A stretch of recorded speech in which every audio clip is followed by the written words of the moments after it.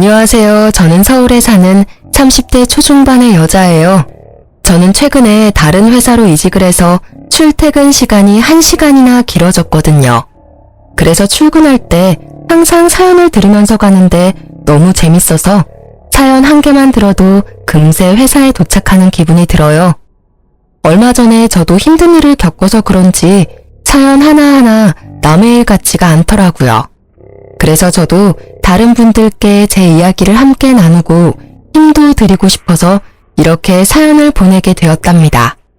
저의 이야기가 재밌을지는 모르겠지만 한번 들어주시겠어요?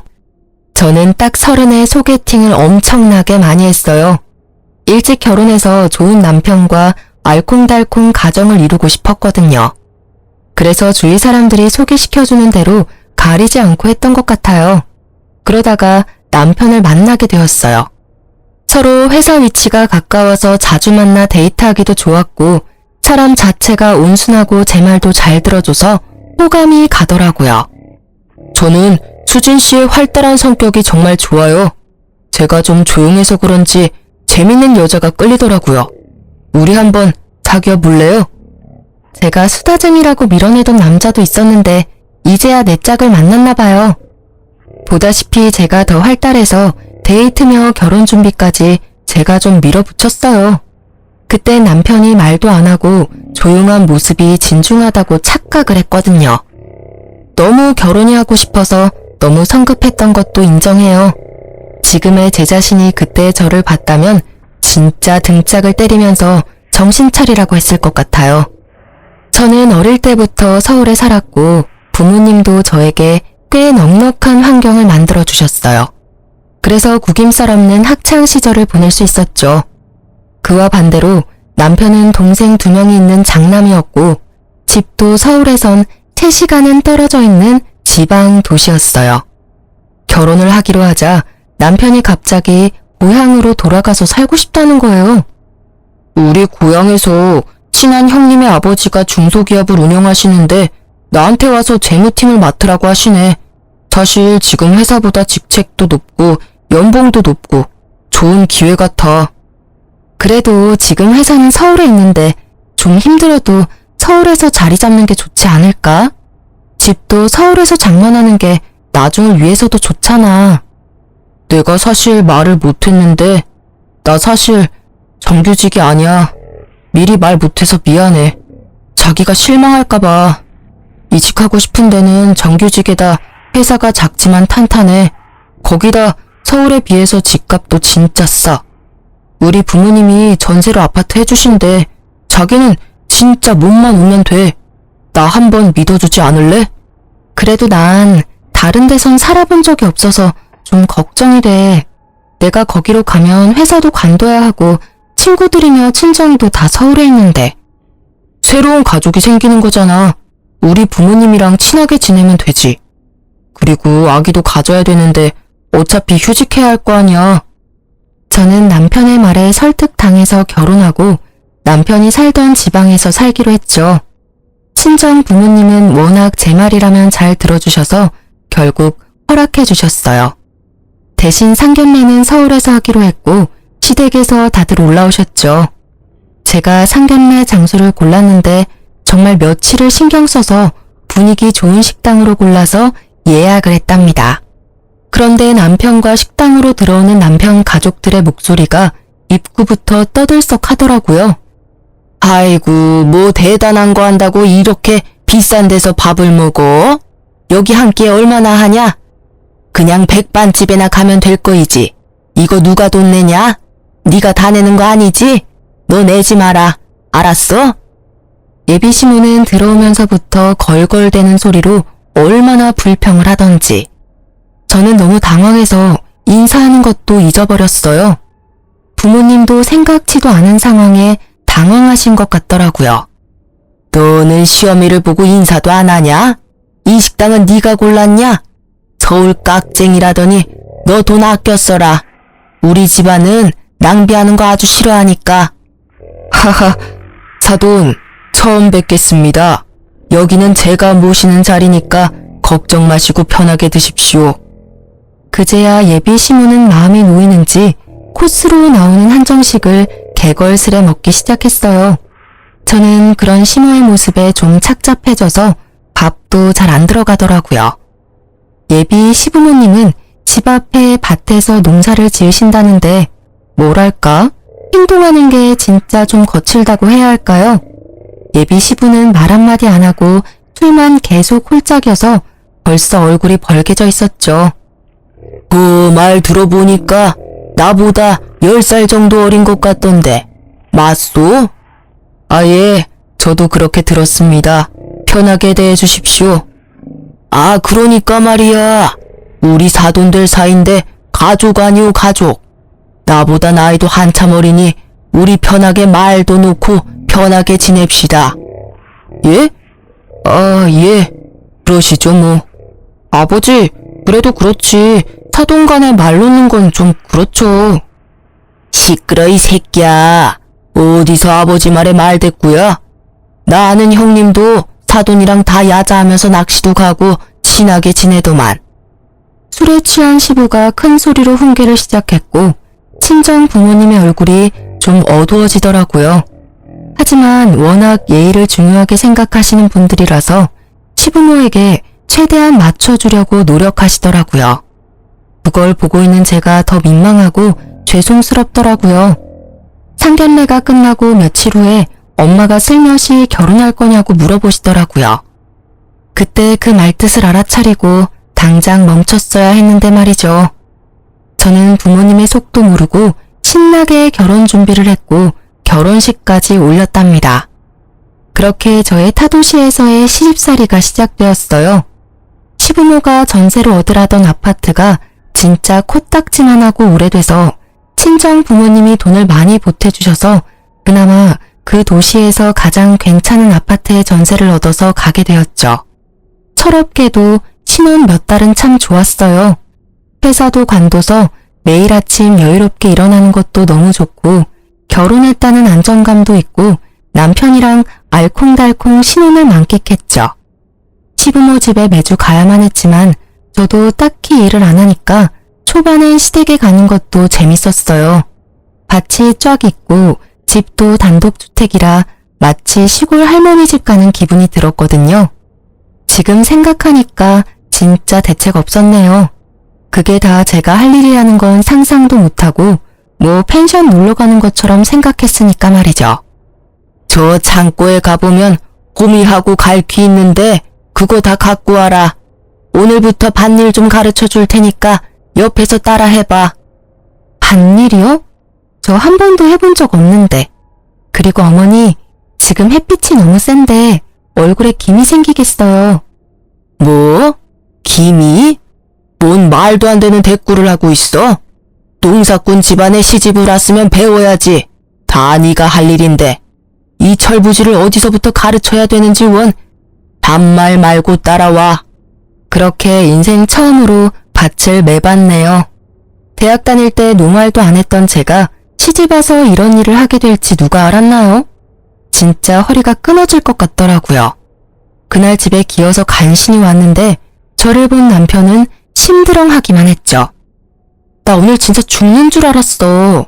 내가 여기 밥 매려고 이사 온 거 아니잖아. 자기가 어머니한테 말 좀 해봐. 너는 진짜 말이 뇌가 아니라 코에서 튀어나와? 참 철없다. 늙으신 부모님 일 좀 도와드리는 게 그렇게 힘든 일이야? 난 서울 살 때도 매주 가서 도와드리려고 노력했어. 넌 진짜 편하게 살았구나. 넌 고생 좀 해야 돼. 뭐? 내가 고생하려고 결혼한 줄 알아? 행복하게 살려고 했지. 자기 말 참 정 떨어지게 한다.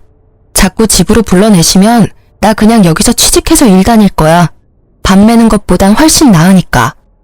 그 후로 몇 주간은 시모가 전화와도 서울 간다고 핑계대고 몸이 아프다고 핑계대면서 시댁에 가지 않았어요. 그러다 친정 부모님이 주말에 신혼집으로 내려오시게 되었죠. 여기까지 왔는데 사돈도 뵙고 가야지. 바로 근처에 사시는데. 안 그래도 돼요. 가면 또 술 엄청 마셔야 되고 그냥 다음에 가요. 그래도 그게 도리가 아니다. 전화 드려봐라. 그럼 알겠어요. 어머니, 저희 부모님이 오셔서요. 좀 이따 모시러 갈 테니까 같이 외식하시면 어때요? 외식은 무슨 돈 아깝게 집에 반찬 다 있는데. 부모님 모시고 집으로 와라. 고기나 구워 먹게 고기 좀 사오든가. 아직 결혼한 지 몇 달 되지 않았지만 시댁에 가면 꼭 드럼통에다가 시부가 고기 구워서 소주를 미친 듯이 먹였거든요. 오늘 또 그 꼴을 보게 되는 게 싫어서 일부러 외식하자고 했던 거였는데 말이죠. 어쩔 수 없이 고기 잔뜩 사서 부모님과 시댁으로 찾아갔어요. 시부는 벌써 얼굴이 벌개져서 드럼통에 불 지펴놓고 있더라고요. 아, 이거 수아. 내 집이다 생각하고 오늘 편하게 먹고 마시자고. 시부는 친정아버지를 보자마자 무슨 친한 동생이라도 되는 듯이 어깨를 툭툭 쳐가며 반말을 하더라고요. 결혼식하고 처음 만나는 건데 이게 맞나 싶었죠. 아, 여기 좋네요. 어릴 때 저도 이런 데 살았었는데 참 오랜만에 와보네요. 저도 고등학교 때까진 밭일 좀 해봤습니다. 그러면 바쁠 때 와서 좀 도우면 되겠네. 우리야 항상 일손 딸려 죽겠는데. 그리고 그 말이 진짜 현실이 될 줄 누가 알았을까요? 친정 부모님이 시댁에서 저녁을 먹고 간 후 몇 달이 지났을까요? 오랜만에 서울에 가서 친구도 만나고 부모님과 수다를 떨고 있는데 시모한테서 전화가 왔더라고요. 너는 백수 주제에 어디를 그렇게 나다니냐? 요즘 밭일도 안 도우러 오고. 지금 수학철이라 눈코 뜰 새 없이 바쁜 거 몰라? 아, 서울에 볼 일이 있어서 며칠 와 있어요. 무슨 일이세요? 너 우리 아들 밥은 차려주고 다니는 거냐? 우리 아들은 아침에도 꼭 밥 먹어야 되는데 빵 쪼가리 주는 거 아니야? 아니에요. 어머님이 주신 반찬으로 밥 잘 챙겨줘요. 걱정하지 마세요. 그것 때문에 전화하신 거예요? 싹퉁머리 없기는. 너 언제 내려오냐? 이번 주 토요일에 네 부모님 다 데리고 집에 좀 와라. 저희 부모님을요? 왜요? 저번에 밭일하고 싶다고 하지 않았어? 지금 수학할 게 한두 가지가 아니야. 일손 딸려 죽겠다. 네 부모님이랑 네 내외도 다 와서 일 좀 거들어. 알았어? 어머니, 그럼 저랑 영민 씨만 갈게요. 저희 부모님은 바쁘세요. 바쁘긴 뭐가 바빠? 네 엄마도 집에서 논다며. 아주 모녀가 팔자도 좋네. 남편이 벌어주는 돈으로 펑펑 놀고 다니고 나는 평생을 쎄 빠지게 일만 하고 사는데 아이고 내 팔자야. 군소리 하지 말고 다들 싹 집에 와서 읽어들어. 알았어? 시모는 거칠게 전화를 확 끊어버리더라고요. 제가 너무 황당해서 기가 차 있는데 옆에서 전화를 다 들으신 엄마가 한 소리 하셨죠. 우리 주말에 할 일도 없는데 뭐 괜찮아. 우리도 가서 일 거들지 뭐. 우리 딸이랑 같이 있으면 엄마는 다 좋아. 아 됐어. 엄마가 왜 시댁 가서 일을 해. 됐어. 내가 잘 말할 테니까 걱정 마세요. 네가 땡볕에 일하는 거 다 알면서 이 엄마 마음이 편하겠어? 괜찮아. 같이 가. 가면 또 고기 구워주겠지.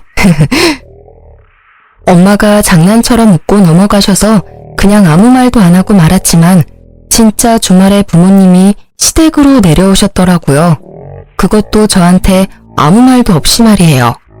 시모가 친정 부모님이 오셨다는 전화를 해서 저도 남편과 부랴부랴 달려갔죠. 무슨 친정 부모님과 농촌 체험하는 것도 아니고 진짜 우리한테 일을 시키더라고요. 그 넓은 밭에 가득 심어진 고추를 다 따라는 거 있죠. 10분 일했는데 벌써 허리에 신호가 오더라고요.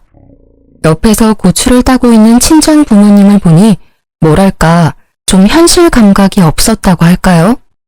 왜 내가 여기서 우리 엄마 아빠랑 이러고 있지? 슬슬 현타가 오기 시작했어요. 남편은 익숙한 듯이 말 한마디 없이 지 혼자 열심히 따고 있더라고요. 친정 부모님한테 살가운 소리 한마디도 안 하고 저러고 있는 남편을 보니 짜증이 솟구쳤어요. 그렇게 시간이 얼마나 흘렀을까요? 뜨거운 햇빛을 받으며 땀을 뻘뻘 흘리며 고추를 따다가 친정 부모님께 물을 좀 드리려고 집으로 들어갔죠. 저도 물 좀 마시고 한숨 좀 돌리고 정신도 좀 차리고요.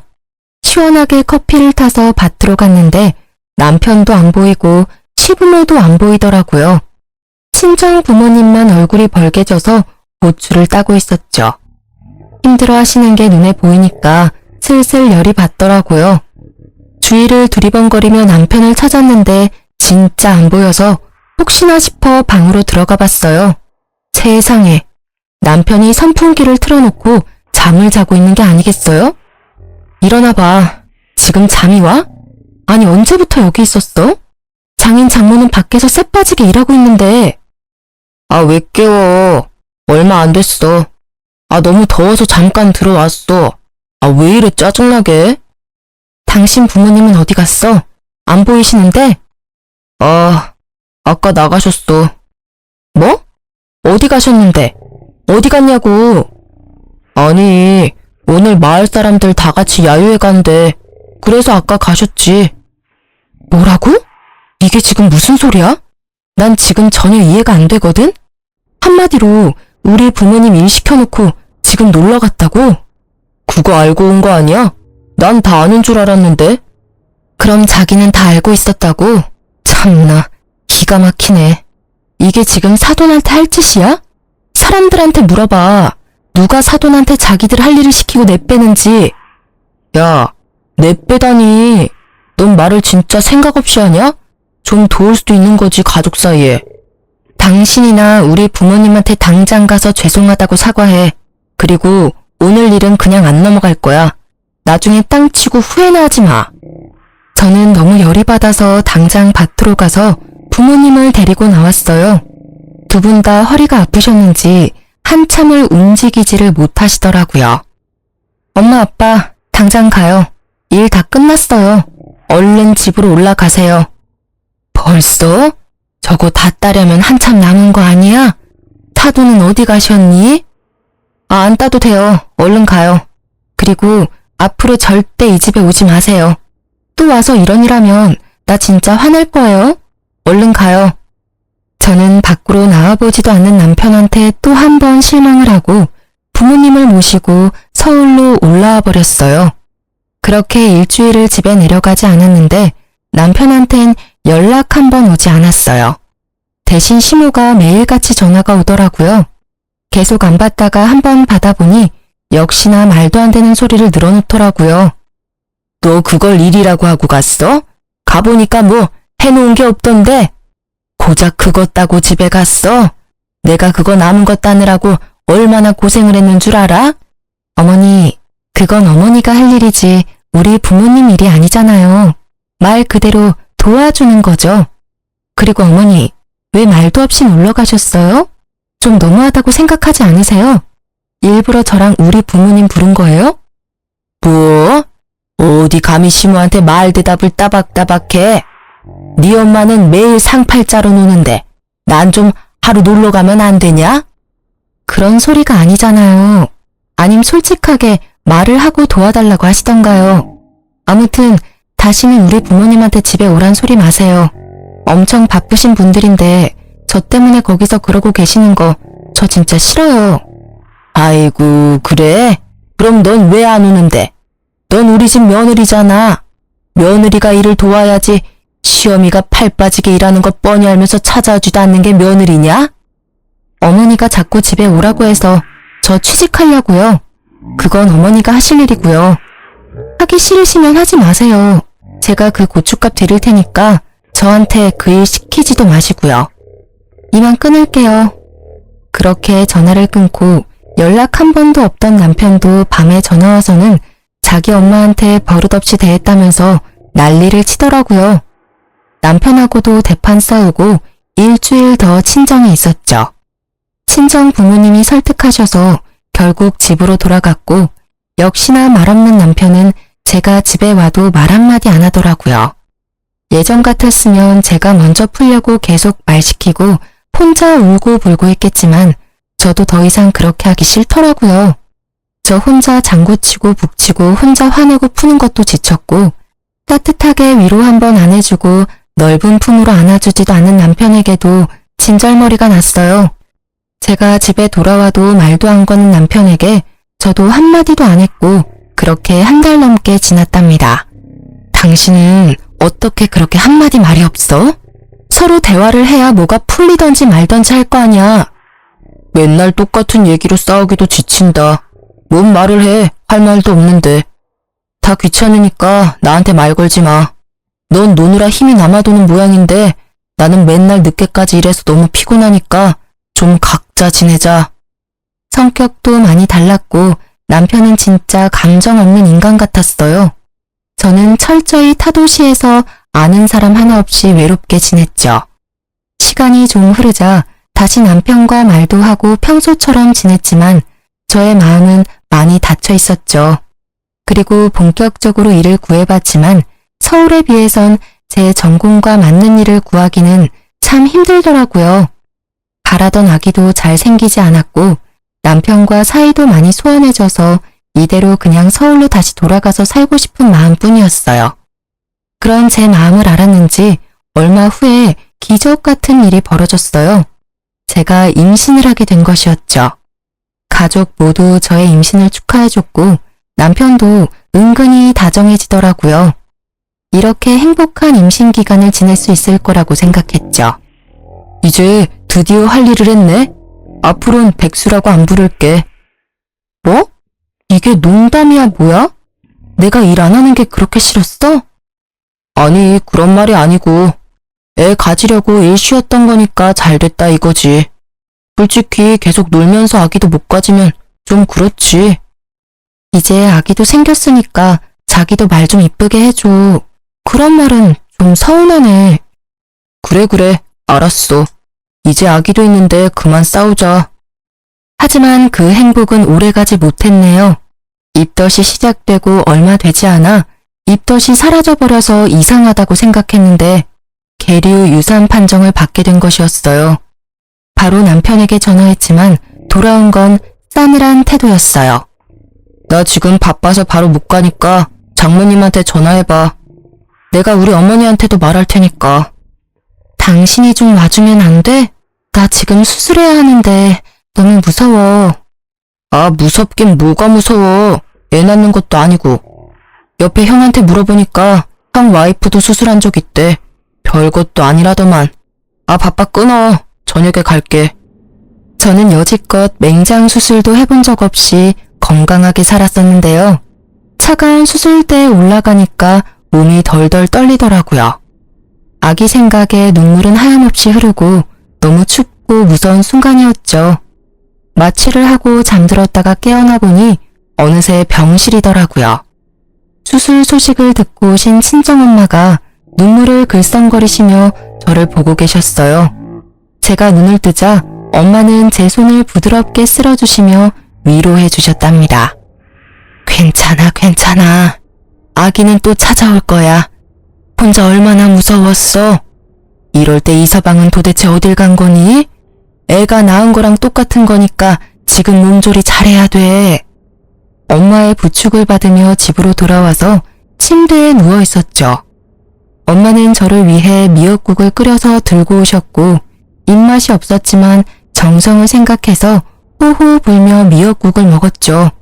그때 시모가 집으로 찾아왔더라고요.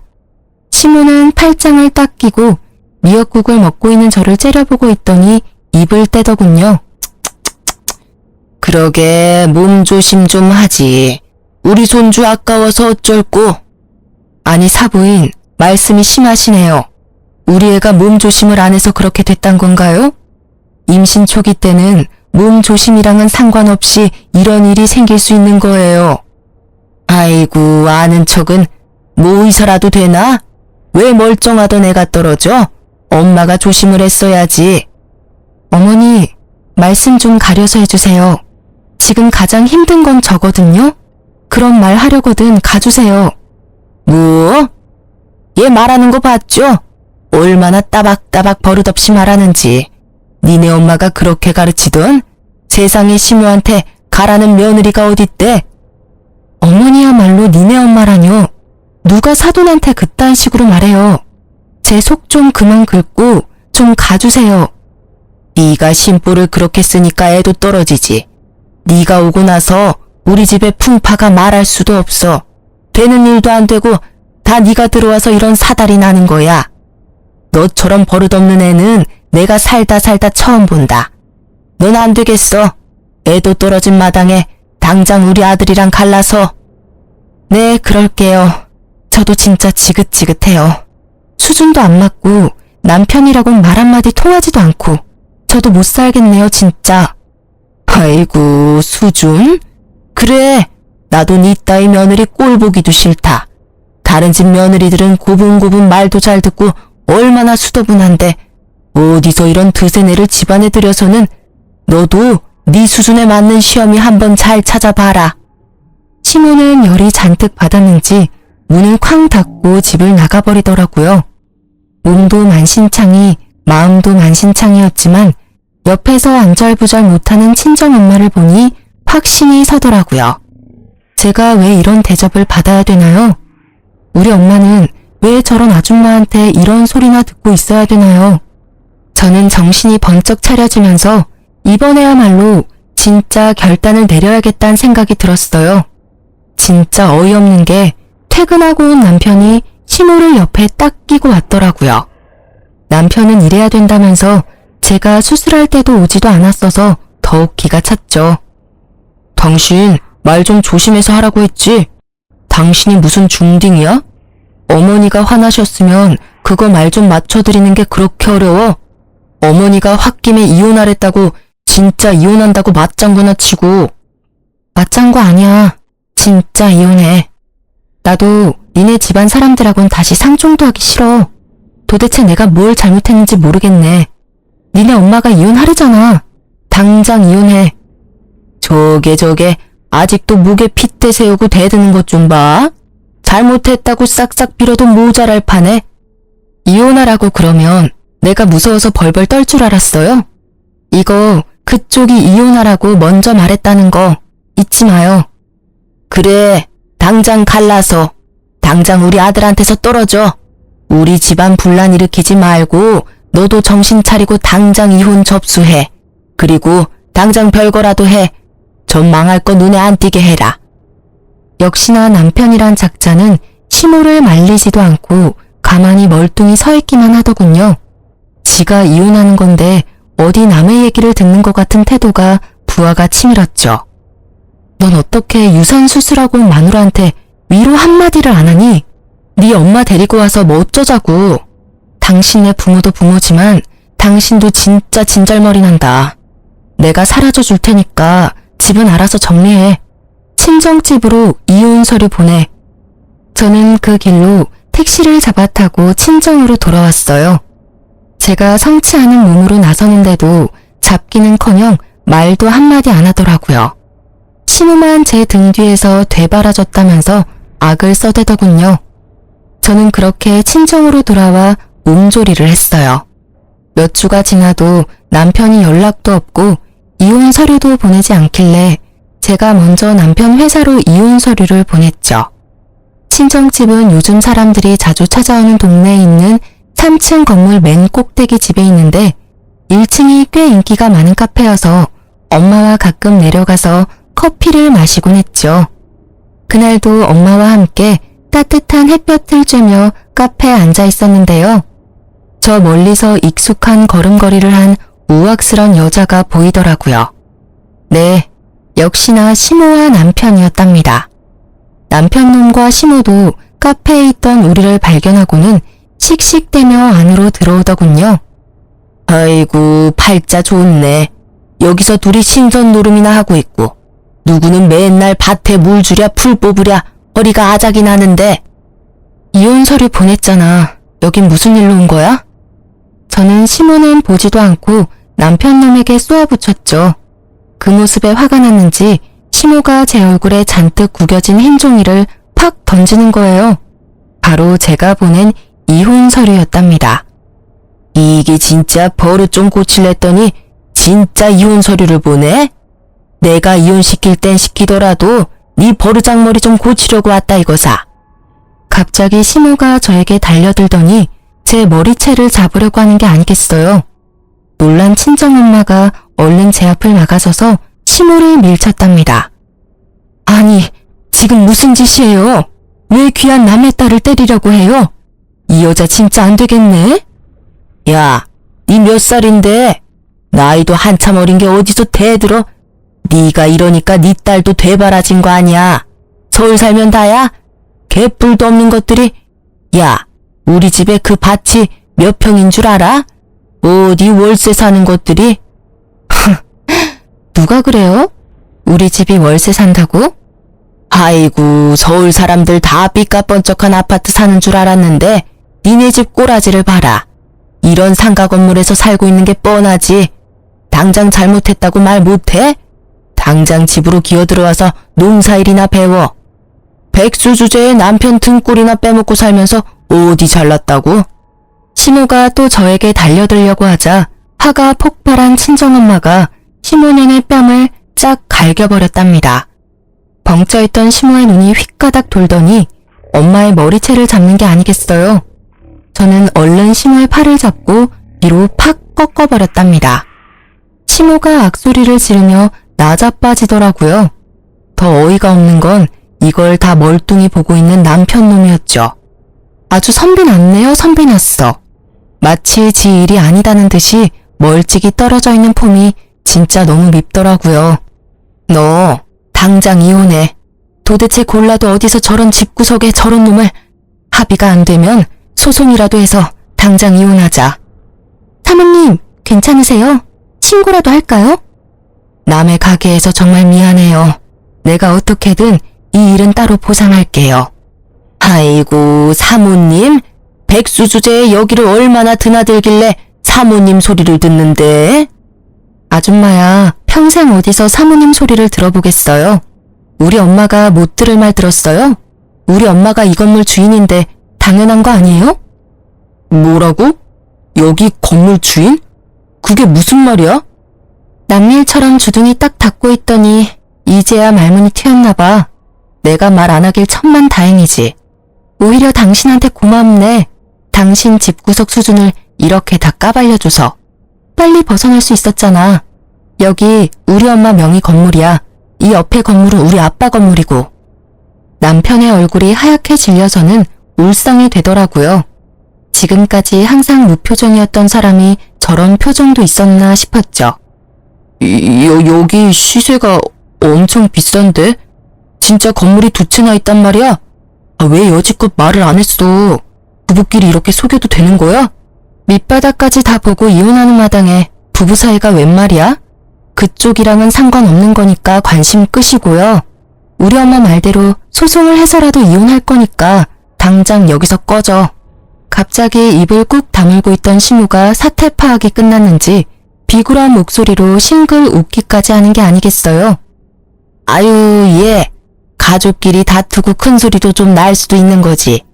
내가 막말로 이혼을 원했으면 이렇게 여기까지 너를 데리러 왔겠니? 아니 근데 여기 건물이 진짜 사부인 거예요? 아유, 진짜 사모님이셨네. 위에 올라가서 구경 좀 해도 돼요? 상견례 때부터 쎄하더라니. 처음부터 아닌 건 아니라고 딱 말을 했어야 되는데. 우리 애가 좋다니까 집안 말고 사람을 보고 결혼시켰던 건데 웬 거지 같은 집안이랑 얽혀서 금쪽 같은 우리 애 이혼녀만 만들게 생겼네. 아이고 속 터져. 친정엄마는 시모의 손을 뿌리치고 집으로 올라가 버리셨어요. 저도 따라가려고 하자 남편이 제 손을 덥석 잡더라고요. 자기야, 난 절대 이혼 안 한 거야. 아직도 당신을 사랑해. 부부싸움은 칼로 물베기잖아. 얼른 집으로 돌아와. 그리고 내가 아직 말을 못했는데 지금 다니는 회사가 문 닫을지도 모른대. 나도 이참에 서울 쪽으로 새로 알아볼게. 우리 서울로 이사 오자. 난 처가살이 해도 돼. 당신도 부모님이랑 같이 살면 더 좋잖아. 별 말 같지도 않은 소리 하고 있네. 내가 왜 너를 우리 집에 데려다 앉히니? 평소에 좀 그렇게 말 좀 하지. 아주 청산유수네. 난 평생 일 안 해도 여기 건물들 월세 받으면 너보다 잘 먹고 잘 살아. 그니까 나한테서 그만 좀 떨어져 줄래? 이혼 도장 안 찍어서 보내면 바로 소송 들어갈 거니까 그렇게 하라. 저는 계속 저를 잡는 심오한 남편 놈을 가까스로 뿌리치고 카페를 나갈 수 있었어요. 역시나 남편은 이혼 서류를 보내지 않았고 날마다 아주 길고 긴 메시지를 보내더라고요. 어찌나 혼자 애절하던지 누가 보면 다시 연애라도 시작하는 줄 알겠더라니까요. 시모도 밤낮으로 전화를 해대길래 너무 짜증나서 번호까지 바꿔버렸답니다. 그리고 아버지가 잘 아시는 변호사 사무실의 도움을 받아서 바로 이혼 소송으로 들어갔죠. 남편은 절대 이혼을 안 하려고 아주 발악을 하더라고요. 이틀이 멀다 하고 친정집에 와서 제가 나올 때까지 기다리기 일쑤였죠. 심지어 시모는 결혼하고 한 번도 챙겨주지 않았던 김치며 참기름 같은 걸 싸와서 친정집 앞에 놓고 가기까지 하더라고요. 엄마와 외출했다가 집에 돌아오는데 또 시모가 앞에서 기다리고 있는 게 아니겠어요? 우리를 발견한 시모가 아주 반색을 하며 다가오더라고요. 아이고, 오늘은 이렇게 만났네요. 저번에 놓고 간 파김치는 먹어봤니? 네가 예전에 아주 잘 먹던 게 생각나서 내가 넉넉히 만들어다 놨는데. 사부인, 내가 농사 지은 고추로 빤 고춧가루랑 들기름하고 이거는 순무김치인데 요즘은 이런 거 어디서도 못 구해요. 내가 우리 사부인 드리려고 이렇게 또 챙겨왔어요. 이혼 소송 중인데 왜 자꾸 찾아와요? 이딴 거 갖다 나르면 내가 감사합니다 할 줄 알았어요. 다시는 찾아오지 말고 이런 거 절대 가져오지 마요. 저번에 갖고 온 것도 다 버렸으니까. 아유, 이게 얼마나 귀한 건데. 사부인, 자자, 이거 들고 들어가서 잡숴요. 들기름이 아주 찐이라니까. 시모가 억지로 친정엄마 손에 쇼핑백을 쥐어주더라고요. 참다 못한 엄마가 시모 발 앞으로 쇼핑백을 팍 던져버렸어요. 들기름 병이 깨져서 냄새가 훅 끼쳐왔죠. 아니, 우리가 그렇게 우스워? 찾아오지 말라니까 왜 자꾸 오는 거야? 그렇게 사람을 무시를 하더니 건물 있다니까 그렇게 욕심이 나? 이래서 없는 것들이 더 무섭다니까. 다신 찾아오지 마요. 경찰 부를 거니까. 근데도 정말 거머리처럼 시부모와 남편은 계속 찾아왔어요. 이혼 소송은 6개월 동안 이어졌고 진짜 제 인생에서 가장 피말리는 시간이었죠. 나중엔 시부까지 술을 잔뜩 취해 찾아와서는 동네 소리소리를 지르면서 이혼은 안 된다면서 행패까지 부리더라고요. 참다 못한 아버지가 경찰을 부르셨고 경찰은 무서웠는지 그제야 찾아오지 않았답니다. 소송은 소송인지라 진행하는 동안 사람의 마음이 황폐해지더라고요. 어쨌든 결국 제가 승소할 수 있었고 이혼이 성립되었답니다. 신혼집이었던 아파트는 처음에 돈을 보탰던 만큼 다 되찾아올 수 있었고요. 2년도 안 되는 짧은 결혼 생활이었기에 분배할 것도 없었고 다툴 재산도 없었답니다. 제가 혼수를 대부분 다 해갔지만 어차피 다시는 보고 싶지도 쓰고 싶지도 않아 그냥 남편한테 다 줘버렸죠. 저는 그냥 무사히 이혼할 수 있다는 것에만 감사하더라고요. 그렇게 판결이 난 날에 마지막으로 법원에서 남편을 만났네요. 마음고생을 한 건지 얼굴이 수척해져 있더라고요. 아직도 저의 재산에 미련을 못 버렸는지 법원을 나서는 제 앞을 딱 막아서더라고요.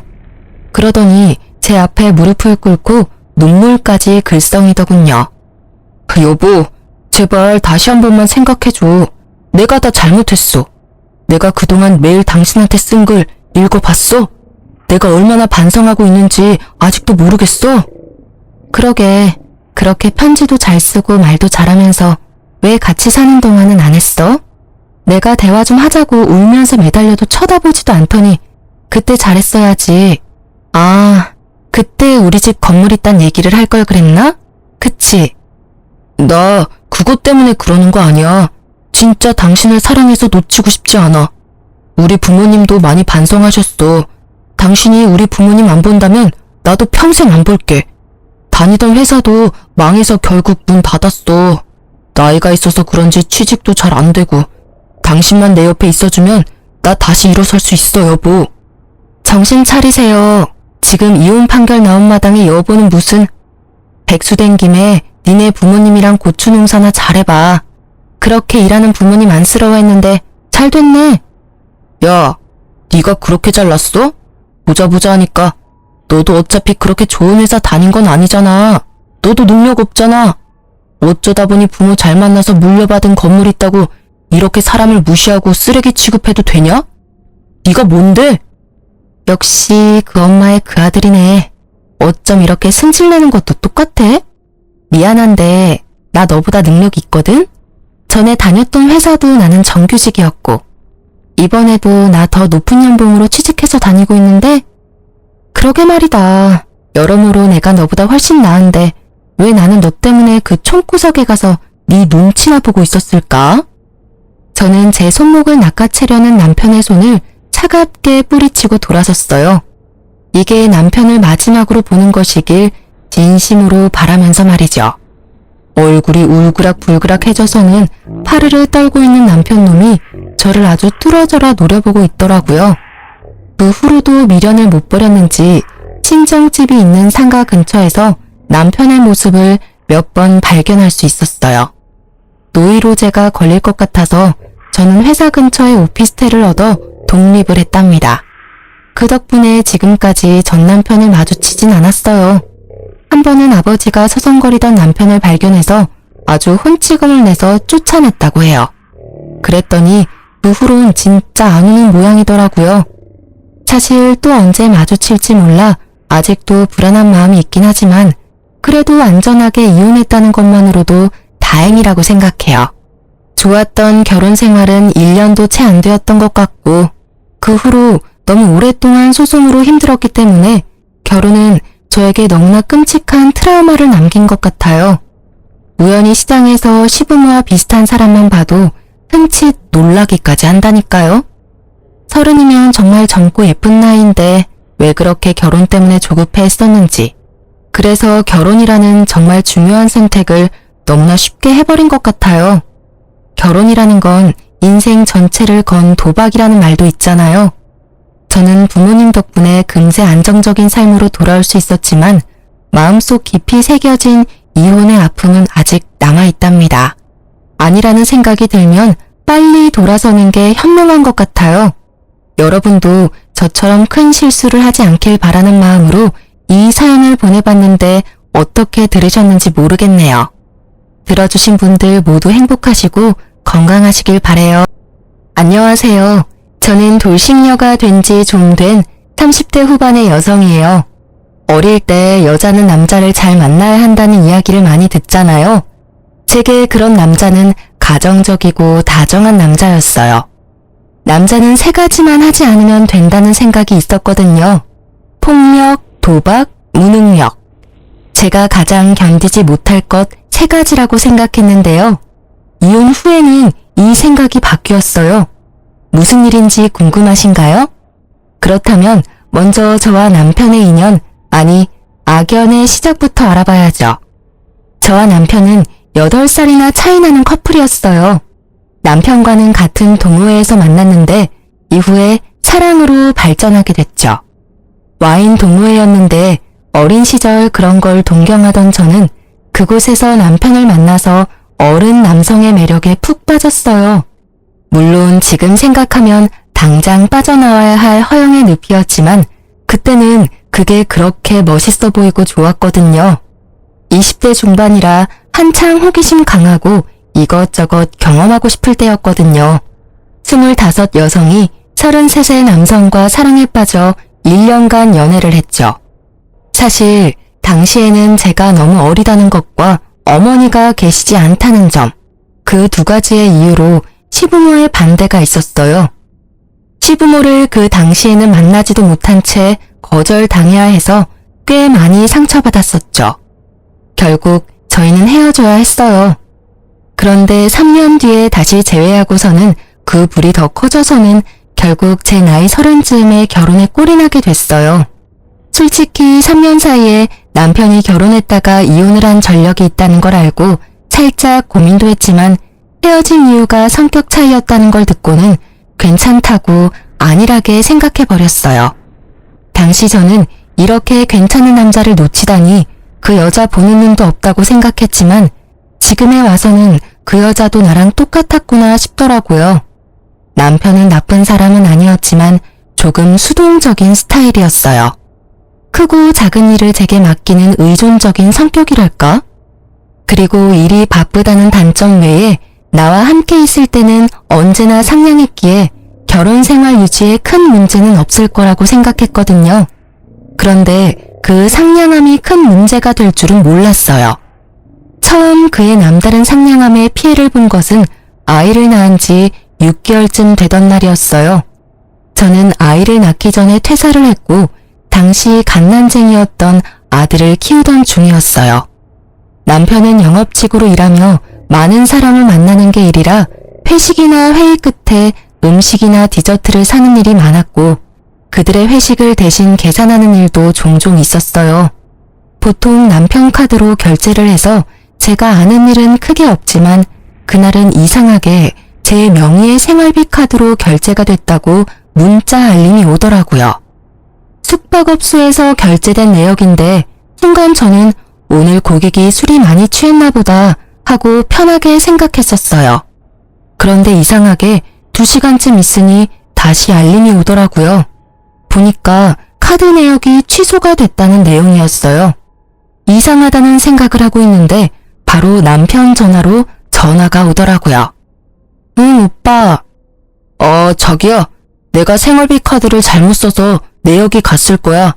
내가 알아서 취소했으니까 신경 쓰지 말라고 전화했어. 고객이 술이 너무 취해서 모텔을 잡아줬는데 남의 지갑에 손대기 좀 뭐해서 내 카드로 쓴다는 게 생활비 카드였어. 에휴, 그런데 취소해도 되는 거야? 그 사람 아직도 자고 있는 거 아니야? 중간에 깨서 자기 카드로 결제하라며 카드를 들이밀길래 나도 내가 낸 카드값 환불했지. 우리 아들 장난감 하나라도 더 사주려면 아껴야지. 안 그래? 근데 그 사람은 무슨 술을 그렇게 마셨대? 오빠는 많이 안 마셨어? 난 멀쩡해. 이제 곧 들어갈 거니까 좀만 기다려. 그렇게 평소와 다름없는 대화였지만 저는 이상하게도 찝찝한 기분을 지울 수가 없었어요. 보통 때의 남편이라면 영업에 쓰는 돈은 아깝지 않다고 말했을 테니까요. 제가 항상 그런 돈은 안 쓰면 안 되냐고 물어보면 그걸 해줌으로써 일을 따낼 수 있으면 더 큰 이익이라고 하곤 했죠. 게다가 수상한 정황은 그것만이 아니었어요. 취소를 굳이 2시간 뒤에나 한 이유는 뭘까? 고주망태가 됐다며 모텔에 실려간 사람과 2시간 동안 뭘 했을까? 그리고 집에 와서 해도 될 이야기를 굳이 취소 직후에 바로 전화를 했을까? 오만 가지 생각으로 가득 찬 머리가 계속 경고를 보내고 있었어요. 게다가 마지막에 그 멀쩡하는 말. 항상 고객과 술을 마시면 어느 정도 취해서 들어오는데 그날은 고객이 고주망태가 됐는데도 정작 본인은 취한 기운이 전혀 없었어요. 아니겠지 하는 생각에도 점점 외도가 의심되어 육아를 하는 도중에도 울컥울컥 물어볼까 하는 생각이 들었어요. 그렇지만 의심뿐이고 증거가 있는 게 아니니 아무 말도 못하고 있었죠. 그러다가 며칠 뒤 남편이 스마트워치를 놔두고 간 일이 있었어요. 항상 차고 가는데 그날은 애가 가지고 놀다가 어디에 놔둔지 못 찾는 바람에 그냥 일하러 간 거였거든요. 아침 청소하다가 그걸 찾았는데 계속 눈이 가더라고요. 저는 이렇게 남편을 의심하느니 확인하고 마음 편해지자는 생각으로 워치의 통화 내역을 살폈어요. 통화 내역에는 이름을 저장하지 않은 많은 번호가 찍혀 있었어요. 쭉 훑어보는데 이상하게 한 번호만 통화 내역이 잦더라고요. 하루 거의 5번을 통화를 하는데 아무리 봐도 평범한 횟수가 아니잖아요. 거의 연애 초반이나 있을 법한 통화 횟수인데 더 수상한 건 그만큼 통화를 하는데 이름은 저장되어 있지 않더라고요. 결국 저는 남편에게 물어보기로 했습니다. 오빠, 나랑 이야기 좀 해. 무슨 이야기? 나 씻고 나서 하면 안 될까? 오늘 땀을 너무 많이 흘려서 힘드네. 중요한 이야기야. 당신 혹시 바람 펴? 그게 무슨 말이야? 난 그런 적 없어. 일하기도 바쁜데 무슨 바람이야. 저번 카드 내역이 너무 수상하잖아. 오빠는 그럼 술 취한 고객 옆에서 2시간 동안 뭐 했는데? 게다가 고객이랑 술 마시면 자기도 항상 취하면서 그날은 전혀 취하지도 않았더라? 그걸 이상하게 생각하는 내가 이상한 거야? 그날에는 다른 사람들도 있었어. 딱 그 사람이 취해서 모텔에 데려다 준 거고. 그 뒤에 나는 다시 내려와서 다른 사람들하고 술 마셨어. 그리고 그날은 내가 차를 몰아야 해서 술 안 마셨던 것뿐이야. 이상한 억측하지 마. 거짓말 좀 그만해. 이 번호 모른다고 하지는 않겠지? 하루에 5-6번을 연락하는 이 사람은 누구야? 아니, 한 달을 넘게 그렇게 열렬히 통화하면 이름이라도 저장해놔야 되는 거 아니야? 나한테 들키지 않으려고 저장 안 해둔 거 아니야? 그쯤 되니 남편의 표정이 차분해지더라고요. 그 표정에 남편이 바람을 폈다는 것을 알게 됐어요. 누구야? 언제부터 만났어? 오빠 참 잔인하다. 어떻게 갓난쟁이를 옆에 두고 바람을 펴? 머릿속에 그 생각뿐이니? 왜? 내가 출산하고 엉망진창 되니까 다른 여자가 눈에 들어와? 어? 그래서 바람 폈어? 아니야, 여보, 믿어줘. 그런데 진짜 딱 한 번 만났는데 그 여자가 나를 쫓아다닌 거야. 나도 그 여자 피하고 싶은데 일로 엮여있으니 막 냉정하게 못하고. 모텔도 그래. 그날 딱 한 번이야. 그것도 헤어진다는 조건으로 그렇게 해주기로 한 거였다고. 진짜로 이것만은 믿어줘. 이미 제 신뢰는 깨어졌고 남편이 무슨 말을 해도 믿음이 안 가더라고요. 게다가 상대방이 쫓아다녀서 만나줬다는 건 무슨 망언인지. 싫으면 다른 직원에게 그 여자 처분을 맡기면 될 것을 지도 싫지 않았으니까 연락하고 만났던 거 아니에요. 저는 분한 마음을 삭히지 못했어요. 그리고 다음날 예정되어 있던 시댁과의 식사 자리에 참석을 해서는 시부모에게 남편의 바람 사실을 알렸어요. 물론 곧 후회했지만요. 왜인지 잘 아시죠? 팔은 안으로 굽어요. 그것도 심하게. 어머님, 말씀 들어보세요.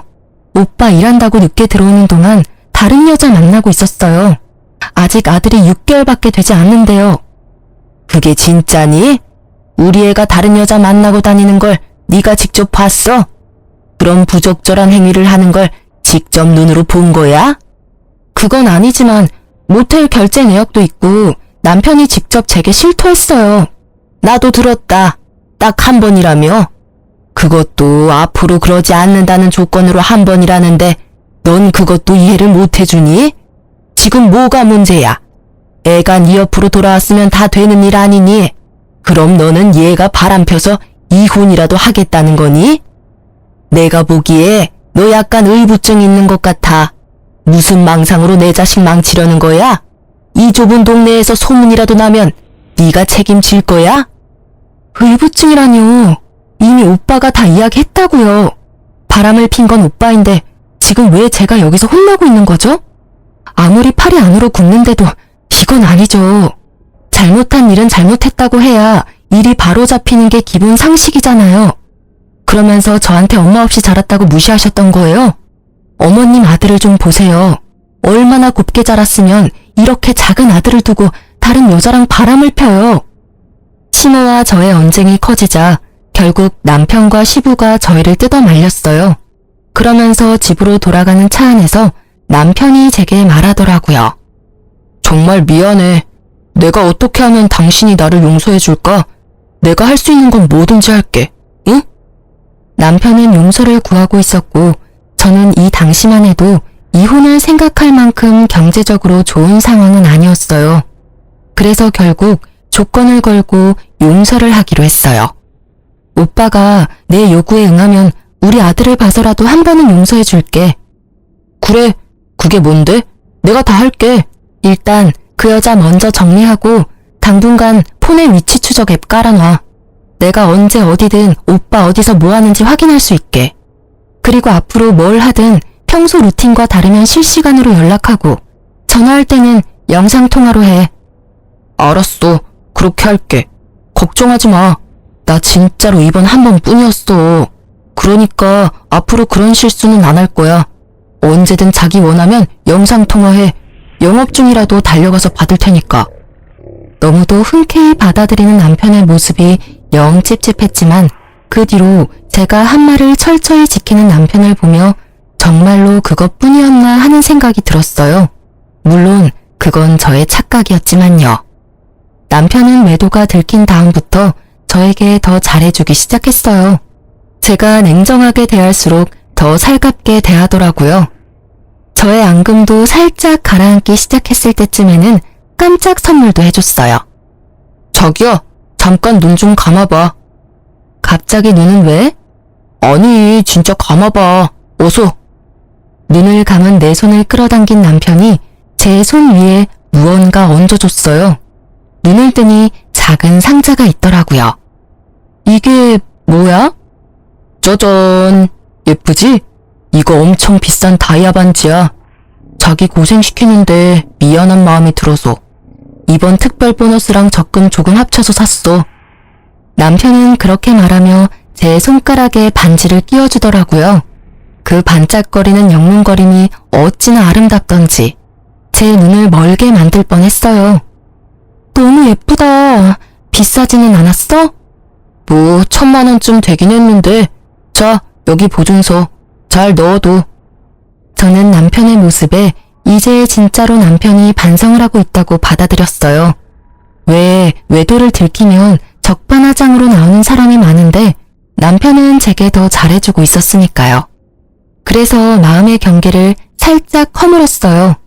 그런데 그런 저의 레이더에 걸리는 게 하나 생겼어요. 다이아 반지 선물을 해주고 난 뒤 남편은 유독 폰 게임을 많이 했어요. 처음에는 조금씩 하는 듯 하더니 어느 날은 보니 하루 종일 그걸 켜놓고 하고 있더라고요. 업무 스트레스가 심해서 게임을 하는 건가 하고 생각하고 있었는데 이상하게 어딜 가든 그 게임 앱을 틀어놓고 점점 저와의 대화도 무성의하게 답변하더라고요. 그게 눈에 보이기 시작하니까 저도 이상한 생각이 들었어요. 그치만 이상한 게 왜 이상한지도 모르겠고 그냥 살짝 기분만 상해 있었죠. 그렇게 눈치만 보던 중 남편이 잠깐 쓰레기를 버리러 나갔는데 그날따라 양이 너무 많아서 폰을 놔두고 갔거든요. 수상한 행동이 게임이랑 관련이 있을 것 같아서 게임을 켰는데 그냥 폰게임이더라고요. 그런데 왼쪽 채팅이라고 적힌 창에 빨간 점이 떠 있더라고요. 이상해서 터치했더니 귓속말이라는 항목이 있었어요. 그리고 그 안에 들어갔더니 세상에 누군가와 대화한 내용이 빼곡히 들어가 있는데 그 내용이 충격적이었죠. 지금도 잊지 못할 내용들이에요. 머릿속에서 지우고 싶은데도 계속 생각나는 그 문장들. 자기야, 보고 싶어. 나도 만나고 싶어. 오늘도 정말 좋았어. 그래? 그럼 내일 또 볼까? 항상 보던 거기 어때? 응. 근데 옆에 남편이랑 애 자는데 자기 생각이 계속 나. 나 자기한테 푹 빠진 것 같아. 오늘 선물도 너무 고마웠고 사랑해. 나는 언제나 자기뿐이야. 등등등 기도 안 차더라고요. 상간녀도 남편과 애가 있는 유부녀더군요. 이러니 아무리 폰을 확인해도 알 수 없었고 이러니 폰을 놔두고 살 수 없었던 거죠. 열받은 저는 그 채팅 내역을 모두 사진으로 찍어놓고 아무 일 없다는 듯 남편을 맞이했어요. 속으로는 외도의 증거를 무조건 모아야 나와 내 아이가 편해진다는 생각뿐이었으니까요. 지금 당장 더러운 기분이라도 내 미래를 생각하면 지금보다 좀 더 좋은 타이밍이 있을 거라고 생각했거든요. 그렇지만 그럴수록 제 속만 골마가더라고요. 결국 갈 곳을 잃은 제 분노는 집안일을 하면서 쿵쾅거리며 신경질적인 몸짓으로 나타났죠. 그러다가 반지를 낀 손이 문 모서리에 부딪혀서 다이아 반지의 링과 다이아를 연결하는 받침 부분이 깨졌더라고요. 남편이 미워도 1,000만 원짜리 다이아 반지는 미울 수 없죠. 선물 받을 때 같이 받았던 보증서를 들고 주얼리 샵을 찾아갔어요. 오늘 손을 문 모서리에 박아서 반지가 깨졌어요. 반지랑 다이아 상태 좀 봐주세요. 고칠 수 있을까요? 혹시 몰라서 보증서를 가져오긴 했는데 필요할까요? 네, 고객님. 제가 확인 먼저 해보겠습니다. 그런데 그걸 확인하는 직원 표정이 이상하더라고요. 그러고는 계속 봤던 곳을 또 보고 이상하다는 생각을 하고 있을 때 직원이 무척 조심스러운 표정으로 제게 다가와 반지를 주더라고요. 저기 고객님, 죄송한데 이 반지의 다이아몬드가 보증서의 다이아몬드와는 다른 것 같습니다. 혹시 반지를 잘못 가져오신 건 아니실까요? 네? 그게 무슨 말이에요? 다이아몬드가 보증서와 다를 수 있나요? 이건 보증서가 아니라 다이아몬드 감정서입니다.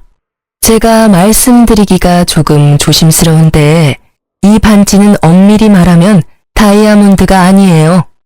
감정서를 보면 거의 1000만원대의 다이아몬드인데 지금 이 반지의 보석은 다이아몬드가 아니에요. 시그니티 스톤이라고 지르코니아, 큐빅인 것 같아요. 순간 제 머리는 텅 비었어요. 1000만원짜리 반지가 몇십만원도 안 되는 가짜로 변하는 걸 눈앞에서 목격했더니 정말 놀랍더라고요. 혹시 이 보증서, 아니, 감정서는 진짜일까요? 감정서는 제가 보기에는 진품 같습니다. 그렇지만 이 감정서와 이 반지의 가치는 같지 않아요. 감정서는 진짜고 반지는 가짜라는 직원의 말을 들으니 딱 견적이 나오더라고요. 이 나쁜 놈이 나한테는 가짜 반지와 진짜 감정서를 주고 상간녀에게 진짜 다이아몬드를 준 것 같더라고요. 감정서는 구매해야 주는 거라고 하니까요. 저는 점점 열이 오르는 것을 실시간으로 느끼고 있었어요. 주얼리샵에서 쪽팔리는 건 둘째치고 정말 지금 당장 이혼하고 싶은 생각밖에 없었거든요. 그렇지만 저는 냉정하게 생각하기로 했어요. 그래서 그 주얼리샵에서 가짜 반지의 훼손된 부위를 고칠 수 있는지 물어봤어요. 직원은 고쳐준다고 했고 금방 수리를 받고 나왔습니다. 그리고 저는 그 길로 남동생에게 전화를 했어요. 남동생은 늦둥이인데 당시 대학생으로 곧 취업을 앞둔 예비 직장인이었어요. 그래서 생각보다 시간이 많이 있었기에 저 좀 도와달라고 했죠. 매형이 외도를 하는 것 같다는 말을 했더니 남동생이 기꺼이 제 손과 발이 되어주겠다고 하더군요. 그렇게 저는 동생에게 남편의 미행을 하게 했어요. 남편이 여자를 만나면 여자를 따라가서 어디서 일하는지, 어디에 사는지, 어떤 사람을 만나는지 알려달라고 했어요. 이후 동생이 보내온 문자에는 여자의 직장과 집 주소와 둘을 미행하며 찍은 사진이 다 찍혀 있더라고요. 게다가 동생 말에 따르면 두 사람은 불륜을 저지르기 위해 차를 이용하지 않고 대중교통을 사용하며 어떤 곳이든 현금을 이용했다고 하더라고요. 이렇게 치밀하게 외도를 하다니 그 이야기를 남동생의 입으로 듣는 저는 자괴감과 분노로 불타올랐습니다. 어떻게든 이 두 연놈에게 복수를 해야겠다고 생각했어요. 그리고 며칠 뒤 친정아버지가 연락이 오셨더라고요. 예, 차가 너무 오래돼서 이제는 못 쓰겠구나. 차를 사야 하는데 지금 당장 쓸 수 있는 현금이 얼마 없는데 네가 좀 빌려주련? 아빠 적금 끝나면 이자 쳐서 돌려줄게. 아버지가 제게 도움을 청하시더라고요. 저는 아버지의 전화에 아주 좋은 생각이 떠올랐어요. 그날 저녁 그 여자와 만나고 돌아온 남편에게 저는 한 채의 의심도 없는 표정으로 남편을 향해 물었어요. 오빠, 아빠 차가 오래돼서 고장나서 이제는 아예 작동이 안 된다고 하네? 내가 아빠 고생한 의미로 차 살 때 돈을 좀 보태주고 싶은데 내가 지금 돈 버는 것도 아니고 좀 그렇잖아.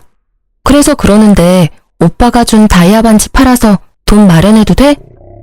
제 말에 남편의 얼굴이 순식간에 흑빛으로 변하더라고요. 그 표정을 진짜 박제하고 싶을 만큼 웃겼습니다. 가짜 반지를 줬다는 그 명확한 증거가 얼굴에 드러났거든요. 내가 이게 가짜라는 걸 모르고 팔러 간다면 다 알게 될 거라고 생각했는지 초조하게 생각하더니 이내 말하더라고요. 자기야, 그 반지는 내가 자기한테 준 선물이잖아. 쉽게 팔려고 하지 말고 잠깐 있어봐. 어차피 장인어른 차도 바꿨어야 했고 나도 사위된 입장에 도움을 드리는 게 맞는 것 같으니까 내가 돈 마련해서 줄게. 그럴래? 그럼 좋지. 그렇잖아도 내일 주얼리샵이나 갈까 했거든. 그동안 정이 많이 들었는데 그래도 돈 없을 때는 폐물을 파는 게 돈이 되니까. 모르는 소리야. 금은 돈이 좀 되는데 다이아몬드는 살 때보다 팔 때 가치가 많이 떨어지거든. 그러니까 팔 생각하지 말고 잘 가지고 있어. 내 사랑과 신뢰의 증거니까. 그렇게 말하는 그놈의 입을 확 꼬매고 싶을 만큼 충동적인 분노가 올라왔지만 꾹 참았어요. 이 가짜 반지로 10,000,000원을 벌었으니까요. 저는 남편에게 싱긋 웃어주고 그 다음날 남편이 보내온 10,000,000원을 아버지 통장으로 냉큼 보내버렸어요. 친정아버지는 큰돈에 깜짝 놀랐고 저는 일단 쓸 만큼 쓰시고 나머지는 넣어두라고 했죠. 이왕이면 다 써도 된다고 했어요. 이 나쁜 놈은 나랑 결혼하고 장인어른한테 신경 쓴 적이 단 한 번도 없으니까요. 아버지에게 주는 위자료라고 생각하는 게 맞겠죠. 그리고 저는 이 가짜 반지의 마지막 사용처를 이미 결정해둔 상태였어요. 이치 오빠, 다음 주 토요일에 사촌 언니가 결혼한대. 내가 애 본다고 못 가겠다고 했는데 꼭 오라고 하더라고. 근데 지방이라서 1박으로 다녀와야 하는데 갔다 와도 될까? 오빠는 힘들 테니까 집에서 쉬고 나도 오랜만에 친정 식구들하고 여행 가는 기분으로 다녀오게. 애기랑 같이 가서 애기 자랑도 하고 이왕 간 김에 오빠가 준 다이아 반지도 자랑하고 오게. 물론 사촌 언니의 결혼은 거짓말이었어요. 그렇지만 남편은 보기 좋게 걸려들더라고요. 그래, 갔다 와. 당신도 바람 좀 쐬야지. 아들은 나랑 있으면 더 울 것 같고 아직은 엄마 품이 더 좋은 것 같으니까 같이 갔다 와. 대신 그 다음 날에는 내가 육아 전담할 테니까. 그럼 괜찮겠지? 그놈은 웃으며 제게 그렇게 말했습니다. 그 시커먼 속을 제가 모를 줄 알았나 봐요. 눈에 띄게 즐거워하는 눈빛을 보니 이번에도 제가 없는 틈에 상간녀와 만날 것 같더라고요. 그 모습을 보며 저는 속으로 비웃었지만 겉으로는 환하게 웃으며 말했어요. 응, 고마워. 사실 그날 오는 사촌 언니가 주얼리 디자인을 하는 언니거든. 그 언니한테 이렇게 예쁜 다이아 보기만 했지 선물 받은 적은 없지? 하고 자랑할 거야. 언니가 완전 부러워하겠지? 일부러 그렇게 말했어요. 이거 가짜라는 거 이제 곧 밝혀진다는 걸 알려줬죠. 남편의 얼굴이 다시 똥 마려운 개처럼 초조해 보이더라고요. 제 알 바 아니지만 이쯤 되면 이 똥 마려운 개가 뭔가 조치를 취하려고 할 거라 예상했어요. 자기야, 근데 가만히 생각해보니까 당신 몸도 아직 힘들고 이번 결혼식은 가지 않는 게 좋을 것 같아. 그냥 집에서 쉬지 않을래, 같이? 안 돼, 이번에는 꼭 가야 해. 그 언니는 나랑 자매처럼 컸어. 게다가 엄마랑도 오랜 시간을 같이 보내서 나한테는 각별한 사람이라고. 이번에는 무슨 일이 있어도 갈 거야. 강경한 제 태도에 남편은 알겠다고 말은 했지만 그날부터 생각이 많아진 것 같았어요. 그리고 이틀 뒤 갑자기 저한테 반지 링 부분에 흠집이 생겼다며 자기가 깨끗하게 수리해서 오겠다고 하며 가지고 가더라고요. 가져갔다는 건 다시 돌려준다는 이야기고 다시 돌려줄 때는 가짜가 아닌 진짜가 되어 있겠죠. 전문가가 보면 대번에 알아챌 테니까요. 제가 다이아를 감정받을까봐 상간녀에게 준 진품과 제 가짜 반지를 바꿔치기 하려는 것 같더라고요. 제가 생각한 그대로 행동하는 남편을 보며 저는 오매불망 기다렸어요. 진짜 다이아몬드 반지를 말이죠. 그리고 가짜가 아닌 진짜를 가져온 날. 저는 그날부터 손에서 빼놓지 않고 매일 끼고 있었어요. 그리고 사촌 언니의 가짜 결혼식 날이 가까워졌어요. 저는 남편을 시댁에 보내놓고 몰래 상간녀의 직장을 찾아갔어요. 그리고 점심 먹으러 나오는 상간녀에게 다가가 말을 걸었죠. 안녕하세요. 누구세요? 저 당신이 바람피는 남자 와이프예요. 잠시 카페에서 얘기 좀 하실래요? 직장 앞에서 시끄러워져도 좋다면 전 여기도 상관없어요. 상간녀의 표정이 살짝 당황하는 듯 하더니 이내 당당해지더라고요. 참 이상한 게 왜 불륜을 저지르는 것들은 그렇게 당당할까요? 이 여자도 딱 그 모양새였어요. 내 남자에게 사랑받는다는 그 자신감이 이 해픈 여자를 당당하게 만든 모양이니 그걸 확 깨부셔주고 싶었거든요. 당신이 우리 남편이랑 깊이 사귀고 있는 거 알아요. 그래서 당신한테 하나 알려주려고 왔어요. 그 남자 보기보다 여자가 많아요. 당신 말고도 만나는 여자가 있으니까요. 그걸 왜 저한테 이야기하세요? 우리 사이 흔들려고 하시는 것 같은데 저는 그런 거에 흔들리지 않아요. 그 사람은 서로 이혼하고 결혼하자고 했거든요. 그 말에 거짓이 없다고 생각해요. 싸움에 진 개가 여기까지 와서 짖는 건 좀 아니죠? 이 상간녀에게 거짓말을 하고 있는 내내 저는 상간녀의 비아냥거리는 말을 들으며 분노를 삭히고 있었어요. 그렇지만 그녀가 말하는 남편의 말이 진심이라고는 생각 안 했어요. 만약 남편이 저와 이혼하고 싶었으면 이렇게 저자세로 나오면서 가짜 반지로 환심까지 사려 하진 않았을 테니까요. 저는 최대한 여유로운 표정으로 웃어 보였어요. 한 방 먹여줄 시간이었거든요. 미안한데 그 남자가 당신을 사랑하고 있다고 생각한다면 그건 착각이라고 말해드리고 싶네요. 아시려나 모르겠네요. 그 남자요. 저랑 이혼할 생각이 없어요. 왜인지 알아요? 당신 그 손에 낀 반지 제 거랑 닮아 보이는데 그거 가짜거든요. 당신 존재가 그 정도뿐이라는 이야기죠. 제 말에 상간녀의 당당하던 얼굴이 놀라더라고요. 이거 진품이야. 같이 가서 확인도 했다고. 상간녀의 행동을 보니 남편 놈이 상간녀에게 상황 설명하지 않고 몰래 반지를 바꿔온 것 같더라고요. 물론 그랬겠죠. 외도나 하는 남자가 잠깐 바꿔치기 하면 될 일을 하며 애인에게 미움 살 일을 하지는 않을 테니까요. 저는 그래서 더 좋았죠. 못 믿겠으면 주얼리샵 가서 감정 받아봐요. 진짜인지 가짜인지. 그래야 당신이 사랑하는 그 남자 진심이 뭔지 알게 되겠죠. 아시겠지만 진짜를 준 상대가 좀 더 소중한 법이에요. 그렇지 않아요? 가격 차이가 어마어마할 텐데. 제 말에 상간녀가 순식간에 눈치를 채더라고요. 진짜로 자기 반지가 가짜일 수도 있겠구나 하고요. 당연히 가짜죠. 남편이 진품이랑 바꿔왔으니. 뭐 그 사람이 저한테 비중을 더 뒀다 해도 어차피 저는 이혼할 거예요. 그리고 상간녀 소송도 같이 진행할 거고요. 무슨 이야기인지 아실 거라고 생각해요. 저는 보시다시피 당신 직장도 알고 심지어 집도 알아요. 제가 어떻게 할 것 같아요? 온 동네 소문 다 내줄까요? 그러기만 해봐. 나도 명예훼손으로 고소할 거예요.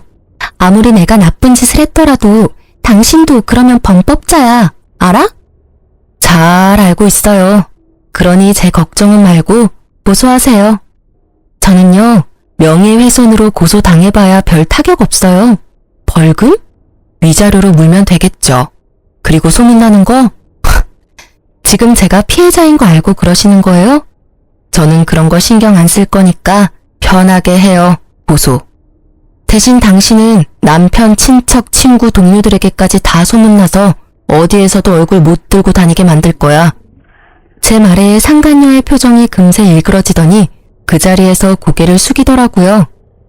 2번 다시 만나지 않을 테니까 남편과 아이에게만은 알리지 말아주세요. 열려나셨네. 이렇게 남편, 아이 지극히 생각하는 여자가 어떻게 남의 남자랑 바람을 필 생각을 했어? 그냥 계속 만나. 만나면서 내가 언제 너희 집 직장에 소문낼지 기대하고 있으라고. 저는 그렇게 말해주고 상간녀를 놔두고 나와버렸어요. 딱히 소문을 내고 싶은 마음은 없었어요. 제가 그 상간녀에게 주고 싶었던 건 언제 소문이 날지 모른다는 두려움, 바로 그거였거든요. 평생을 조마조마하게 눈치 보며 살라고요. 그리고 상간녀를 만나고 온 그날 남편 놈도 상간녀와 만나 이야기를 들었는지 초췌한 몰골로 집으로 들어오더군요. 들어오더니 깜짝 놀라더라고요. 그럴 수밖에요. 제가 세팅을 다 해놨거든요. 남편놈 불륜 자료와 시부모님까지. 왔어? 그 여자는 잘 만나고 왔나봐? 얼굴 보니 다 들었나 보네. 너 꼭 그렇게까지 해야 했어? 그 여자 왜 찾아갔는데? 이런다고 뭐가 달라지는데? 제발 좀 그만해라. 조용하게 좋게 넘어가자고. 조용하게 넘어가다니 더 크게 벌려야지. 그래서 내가 준비 다 해놨어. 어머님, 아버님한테도 다 보여드렸어. 보셨죠? 남편의 애까지 있는 여자랑 바람나서 자기야 사랑해 하하호호 하며 즐겁게 지낸 거 아무리 그래도 어린애를 두고 너무한 거 아닌가요? 바람 피면서 지 자식 얼굴은 무슨 낯짝으로 마주봤나 몰라요. 네가 뭔가 잘못한 거 아니니? 이 대화 내용이 우리 아들이 한 거라는 증거도 없잖니? 게다가 이제까지 잘해줬다면서 그거면 됐지. 남편이 돌아올 때까지 기다렸으면 될 거 아냐? 아니 외박을 하기를 해. 그 여자랑 단둘이 여행을 가기를 해. 꼬박꼬박 집에 들어오고 애 잘 보고 집안일 잘해주는 남편한테 뭐가 모자라서 이렇게 들쑤시고 다녀? 어머니, 잘해주고 잘못을 저지르면 다 용서해야 하나요? 세상에 그런 게 어딨어요. 외박하고 단둘이 여행을 꼭 가야 외도인가요? 두 사람 대화 내역과 모텔 간 횟수를 보세요. 제가 꼭 이렇게 노골적으로 이야기를 해야겠어요? 아, 혹시 첫 번째 부인도 이렇게 이혼했나 보죠? 제 버릇 남 못 준다고 그때도 똑같이 그랬나 봐요. 그래, 그때는 내가 상간녀가 될 뻔했지. 어디서 아무것도 모르는 게 여기 와서 난리야? 너 그 당시에 유부남이랑 사귀었다고. 너도 그 상간녀랑 다른 게 뭐야? 어디서 이게 잘난 척 어른들한테 따지고 들어? 시모의 폭탄 발언에 저도 순간 말문이 막혔어요. 분명히 제게 이혼했다고 이야기했었는데 그게 아니었더라고요. 이 나쁜 놈은 이혼 직전 별거 기간 중에 저를 만난 거였어요. 그 사실까지 알게 되니 더 이혼해야겠다는 생각이 들더라고요. 그때 분명 돌싱이라고 했어요. 이혼했다고 했으니까 만났지. 와이프 있었다는 걸 알았다면 절대 만나지 않았을 거라고요. 그때부터 나를 속였어. 나까지 망치려고. 나를 상간녀로 만들 뻔했다고. 야, 이 나쁜 놈아. 제가 받은 충격은 상상 이상이었어요. 나를 상간녀로 만들 뻔했던 남편놈의 대담한 행각에 그저 말문이 막힐 뿐이었어요. 그런 내게 아직 할 말이 남았는지 남편은 여전히 구구절절 내게 핑계 겸 탓을 하더라고요.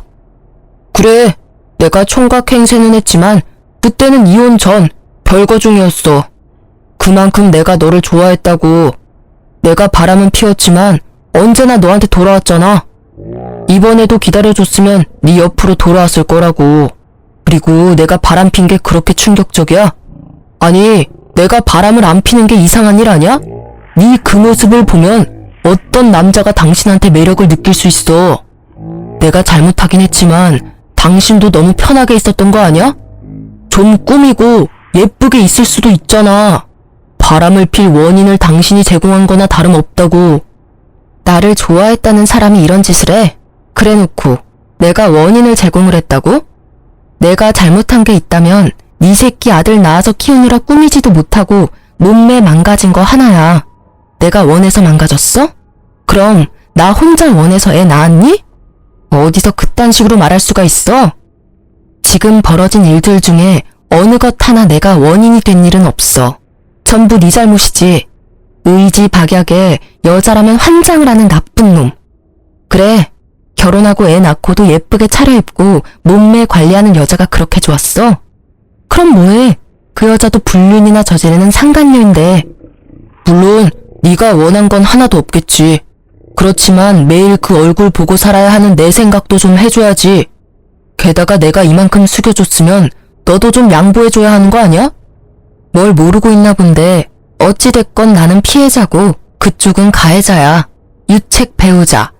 그 말 뜻이 뭔지는 알지? 바람은 빼박이라고. 자, 결정해. 합의 이혼할 건지 소송으로 갈 건지. 합의하면 5천만 원에 반지, 아기 친권, 양육권 내가 가져갈 거야. 근데 소송으로 간다고 하면 나는 절대 이길 자신 있어. 그리고 이야기하는데 그 여자한테 상간녀 소송도 할 거야. 네가 뭔데 다 가져가. 소송해. 난 한 푼도 못 줘. 분명히 이야기했다. 이 이혼에는 네가 더 큰 잘못이 있어. 혼인 생활을 유지하지 못할 결정적인 사유. 나는 바람은 피웠어도 너랑 집에 최선을 다했다고. 남편놈의 논리는 하나부터 열까지 기발한 것뿐이었어요. 어떤 환경에서 자라면 저런 논리적인 또라이가 될 수 있는 걸까요? 저는 코웃음을 치며 남편의 말에 맞받아치려 입을 열었어요. 그런데 그때 시부가 먼저 호통을 버럭 치시더라고요. 둘 다 그만해라. 내가 너한테 그 돈 줄 테니까 둘이서 그만 싸우고 깔끔하게 헤어져. 여기저기 남들 입방아에 오르내리면 그것만큼 보기 흉한 것도 없어. 아버지, 제가 불쌍하지도 않으세요? 돈도 위자료로 다 뜯기고 애도 뺏기게 생겼다고요. 왜 제가 다 잃어야 하는데요? 불쌍하기는.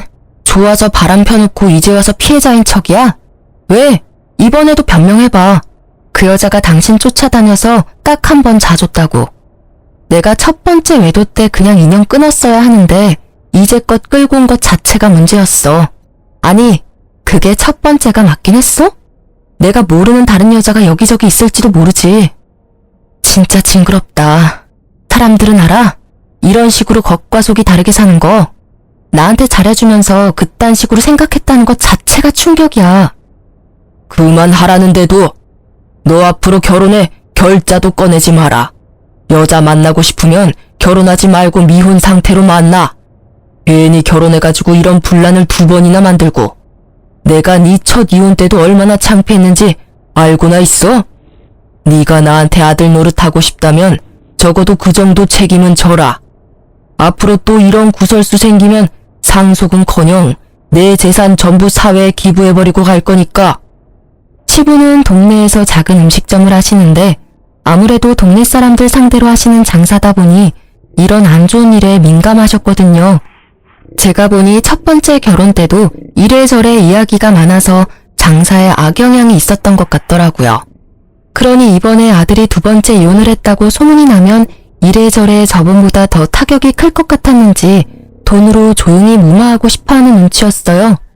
저야 그 편이 훨씬 좋았지만요. 사실 이 시댁에 좋은 기억이라고는 하나도 없잖아요. 연애 때도 거부당하고 결혼 때도 겨우 허락받았고 지금은 아예 골칫거리 취급 당하고 있으니까요. 결국 시부의 불호령으로 이혼은 합의로 끝내기로 했습니다. 저는 결국 제가 원하던 걸 가져오게 됐어요. 위자료의 친권, 양육권, 그 와중에 진짜 다이아몬드 반지와 아버지 차 살 때 준 돈까지 찰뜰하게 다 챙겼어요. 애 아빠니까 양육비는 꼬박꼬박 보내.